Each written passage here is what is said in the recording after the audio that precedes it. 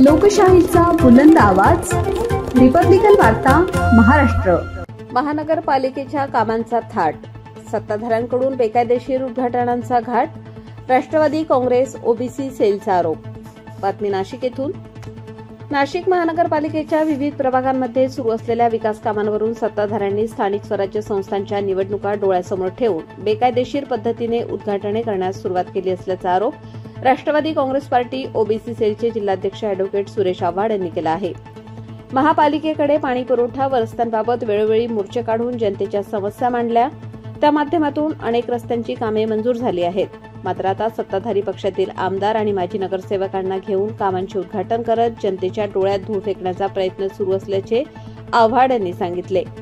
येणाऱ्या कुंभमेळ्यासाठी मोठा निधी येणार असून हा निधी नाशिक शहरातील रस्त्यांचे सुधारणा कामे आणि नागरिकांना दिवसातून 2 वेळा पुरेसा पाणी पुरवठा करण्यासाठी खर्च करावा, अशी मागणी त्यांनी केली आहे।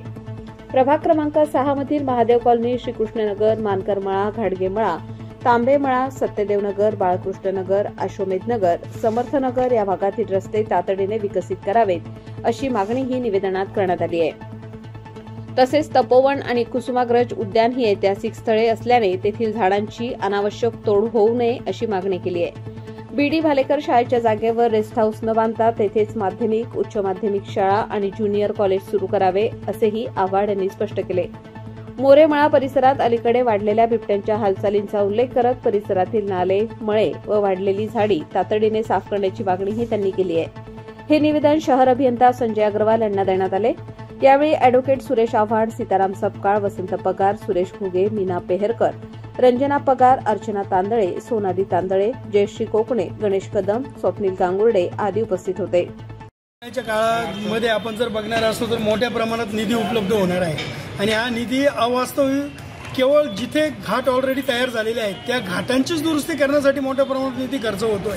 खरं बघायला गेलं तर आपण आता काल नुकतीच आपण बातमी वाचली असेल की तपोवनामध्ये सुमारे 1700 झाडांची कत्तल होणार आहे। आमची मागणी ती राहिलेली आहे की ह्या झाडांची कत्तल थांबवण्यात यावी। आज ऐतिहासिक अशी ही तपोभूमी आहे जिथे आज प्रभू श्री रामचंद्राच्या पदस्पर्शाने पावन झालेल्या भूमीमध्ये जर अशा पद्धतीने जर वन वाढवायचे सोडून उलटे ते तपोवन जे आहेत ते एक रिझर्व्ह फॉरेस्ट म्हणून डिक्लेअर करण्यात यावं, अशी आमची मागणी आहे।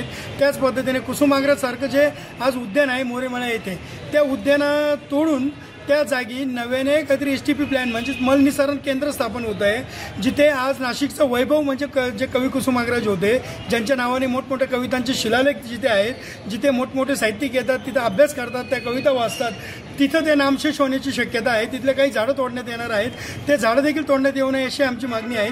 आणि दुसरा आमचा महत्त्वाचा विषय आहे की जे आज रामकृष्णनगर किंवा जो आमचा मानकरमाळा आहे, प्रभाग 6 मधील महादेव बाग असेल, महादेव कॉलनी असेल, या भागामध्ये गेल्या अनेक दिवसांपासून रस्त्यांची वानवा आहेत। या भागामध्ये रस्ते देखील नाहीत आणि हे रस्ते करण्यासाठी आमची प्रत्येक वेळेस मागणी राहिलेली आहे। परंतु आपण जर बघितलं असेल तर महानगरपालिकेचा निधी, मात्र नाशिक महानगरपालिकेचा निधीसाठी आज काही आमदार लोक अनेक ठिकाणी जाऊन भूमिपूजन करतायत। व्हॉट इज दिस? हा जर आमदार निधीतून काही असेल, निधी असेल तर तो त्यांनी जरूर त्याचं भूमिपूजन करावं। मात्र केवळ काही 2-4 जणांना हाताशी धरून किंवा जे त्यांचे बीजेपीचे आजी माजी नगरसेवक असतील यांना हाताशी धरून काही भागामध्ये भूमिपूजन सोहळा होतोय। नाशिक महानगरपालिकेच्या ज्या खरं रस्त्यांना गरज आहे, अनेक दिवसांची आमची मागणी आहेत, त्या रस्त्यांकडे वारंवार डोळेझाक केली जाते, ते रस्ते पहिले व्हावे अशी आमची मागणी आहे। तुम्ही जरूर उद्घाटन करा, परंतु जे लोकांची गरज आहे, जे रस्ते गरजेचे आहेत ते रस्ते पहिले झाले पाहिजे। ज्यामध्ये आम्ही बघितलं तर श्रीकृष्णनगर असेल, महादेव कॉलनी असेल, महारा कॉलनी असेल किंवा तिथं असणारे अनेक ठिकाणचा भाग असेल, ज्यामध्ये गाडगेमाळा असेल, अशा भागामध्ये पहिले रस्ते व्हावे आणि मग इतर यांनी जाऊन कुठेतरी त्यांनी याचं उद्घाटन करावं। परंतु याच्याकडे दुर्लक्ष केलं जाते। नाशिक महानगरपालिकेकडे आमची मागणी आहे की त्यांनी त्यांचा जो निधी आहे, आता प्रशासक आहे तिथं कोणालाही न बोलवता त्यांनी त्यांचं काम सुरू करण्यात यावं।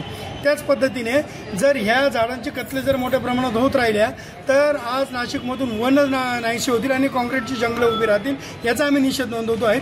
दुसरा असा विषय आहे की मोरेमाळेसारख्या ठिकाणी आज बिबट्याचं सावट आहे। गेल्या अनेक दिवसांपासून तिथे बिबटे बघितले गेले, काल तिथे काही बिबटे पकडण्यात आले, त्याच्या अवतीभोवती खूप मोठ्या प्रमाणात गवत वाढलेलं आहे, झाडी वाढलेली आहे, ती गवत झाडी तोडण्यात यावी।